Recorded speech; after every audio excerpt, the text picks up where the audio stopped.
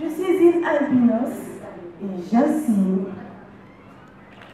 Je n'ai pas choisi d'être, mais je suis fière de l'être.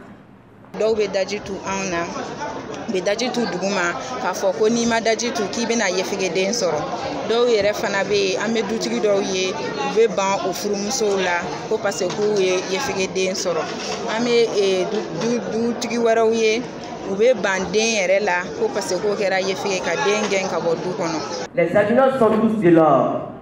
Ils sont si beaux. Ils sont si beaux comme des diables, si intelligents comme des savants et si rares comme des perles en diamant.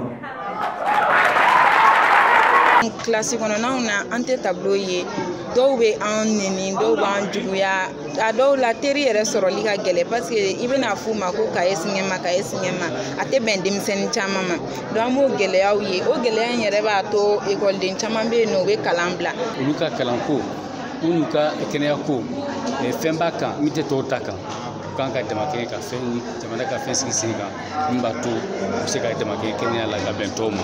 Jamana kɛ n'u ka fɛɛrɛ ta mun bɛ denmisɛnninw bɛɛ lakana mais est-ce que ko min b'anw sɔrɔ tɔɔrɔ min b'anw sɔrɔ o bɛ denmisɛnnin bɛɛ sɔrɔ bi yan tɛ denmisɛnnin bɛɛ sɔrɔ donc an b'a ɲini jamana fɛ a k'a lajɛ a ka pilasini bila anw ye o texte ninnu kɔnɔna la mun b'a to an ka protection bɛ se ka renforcer cogo min na est-ce que o ye ko gɛlɛman ye k'an bɛ k'o ɲini jamana fɛ. Battons-nous, instruisons-nous, valorisons-nous, prenons soin de nous pour être à la vie meilleure et paisible.